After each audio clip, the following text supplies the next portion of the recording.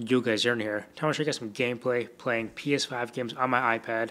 This also works for iPhone and Android, so you can do it across all mobile devices. In this gameplay, I show off some Cold War Zombies, which is what you're seeing right now. I show off some Ghost of Tsushima and some Bugsnax. You can see I'm using the touchscreen controls. They're not the best controls in the world. Like, you can't move them around. The only controller customization option there is you can have the controls always be on screen, or they'll fade away if you're not touching the screen for more than a couple of seconds. So other than that, you can't customize the controls. So the buttons are kind of small, especially the square, circle, triangle, and X. So I do miss the buttons a lot of the times, which is not super noticeable in the Cold War gameplay because I'm mainly just using the L2 and R2, of course, with the analog sticks. But you'll see when I play Ghost of Tsushima, it's very noticeable that I miss the buttons. But regardless, it's still pretty cool how this works. Basically, it's just like streaming your PS5 onto your iPad or whatever device you're doing this on. So you do need a PS5 for this to work. You do need really strong internet for this to work. Like, my internet is pretty good, and even then, once in a while, I would get a lag spike. But overall, I would say the experience was pretty smooth for me. Now, basically to do this, all you need is the PlayStation Remote Play app on the App Store or the Google Play Store, depending on which device you're on, of course.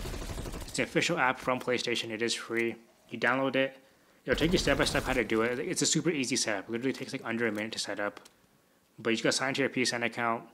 You wanna enable the PlayStation Remote Play on your PS5, so you have to go onto your PS5 into your settings. I believe it's in the system settings. You'll see a PlayStation Remote Play settings, and you just gotta enable it from there. Then you connect. You gotta make sure your PS5 and your device you're doing this on, whether it's iPad, iPhone, Android, are connected to the same internet, or the same Wi-Fi, I mean.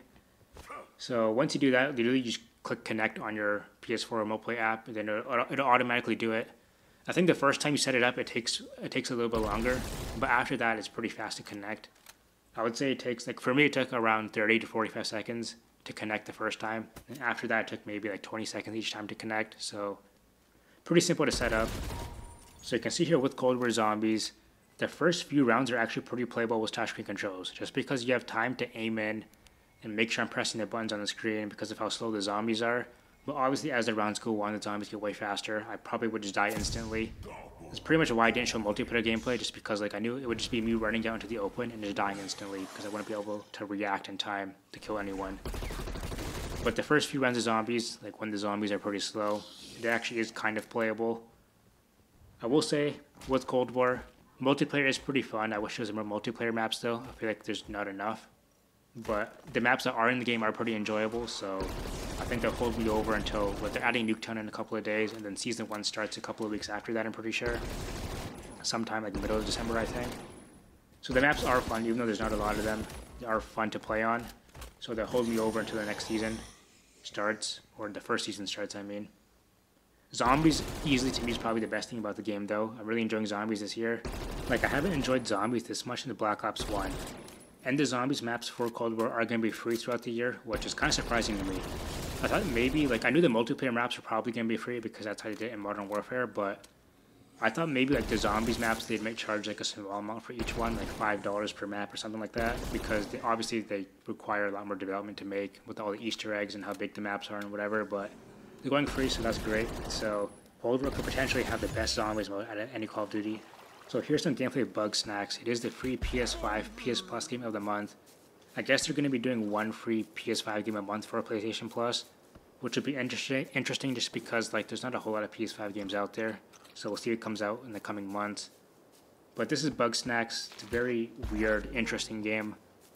I guess I can describe it as Pokemon, except instead of battling the Pokemon, you just eat them. I guess. And then there's also puzzle elements to the game, figuring out how to capture each Bugsnax. Very interesting games, very weird. Like I said, it is free, part of PlayStation Plus for this month. I think it's available until January, so you have more than a month to get it. So maybe they're not going to do a free game every month until after January, I guess, or until, I think it's available until early January, January 5th or something like that. So maybe after January 5th, so the January PlayStation Plus update is a new free PS5 game. I don't know, we'll see what they do, it'll be interesting. But of course we still have the free PS4 games, the 2 of them a month, and those obviously work on PS5 too. But we'll see what happens.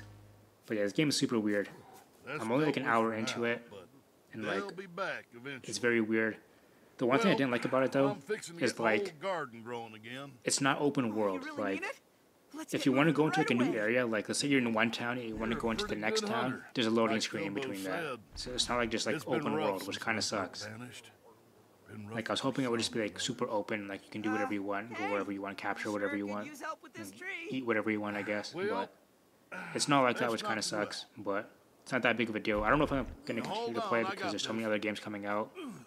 Cyberpunk comes out soon. Still want to play Cold War. Keep playing Cold War. You guys might cringe at this one, but I haven't played God of War. So like God of War is part of the PlayStation Plus collection, so I want to continue to play that. Haven't played Days Gone either, so I want to play that also. But anyways, here's some gameplay. Ghost of Tsushima on PS5. Runs 60 FPS, so way better than the PS4 version. I'm pretty sure every PS4 game will run at 60 FPS on PS5, I think. I know for sure all the PlayStation exclusives will. I don't know about other games though, but I'm pretty sure every PS4 game will end up running 60 FPS on PS5. But this game is definitely a big struggle to play with touchscreen controls. Like, I miss the buttons a lot of the time. Like, I get hit when I shouldn't really be getting hit. Like, it's a struggle with touchscreen controls. Definitely not recommended, of course. I mean, no PS5 game is recommended playing with touchscreen controls, but especially this game is definitely a struggle. But anyways, Ghost of Tsushima, nominated for Game of the Year. And in my personal opinion, I think it should win. It's my personal favorite Game of the Year. I know a lot of people are going to say Last of Us Part 2, but the thing with Last of Us Part 2 is, like, the game is so story-heavy and focused, and, like, to me, the story felt kind of flat. Like, I didn't completely hate it, but I didn't really love it either, so, like, I felt kind of middle of the road on it. And like I still feel that way even months after I finished the game. And like I watch other people's opinions on it, and like a lot of people have conflicting opinions. Some people love it, some people hate it. I'm kind of middle of the road. So like to me, Ghost of Tsushima is like a more enjoyable game in general. Even though the story isn't super amazing in Ghost of Tsushima, it's still like pretty solid story, still good. But the thing with Ghost is that it's more gameplay focused, and the gameplay is more enjoyable to me compared to Last of Us Part 2. Even though Last of Us Part 2 gameplay is amazing, like I still love it. I think Ghost of Tsushima is a lot more fun to me. But anyways, let me know what you guys think in the comments below of this PS5 remote play. If you guys have any questions on how it works, you can do this on PS4 also, by the way. Like, it does work on PS4, so if you don't have a PS5 yet, you can still do this on PS4. But let me know if you guys have any questions. Thanks for watching. Peace.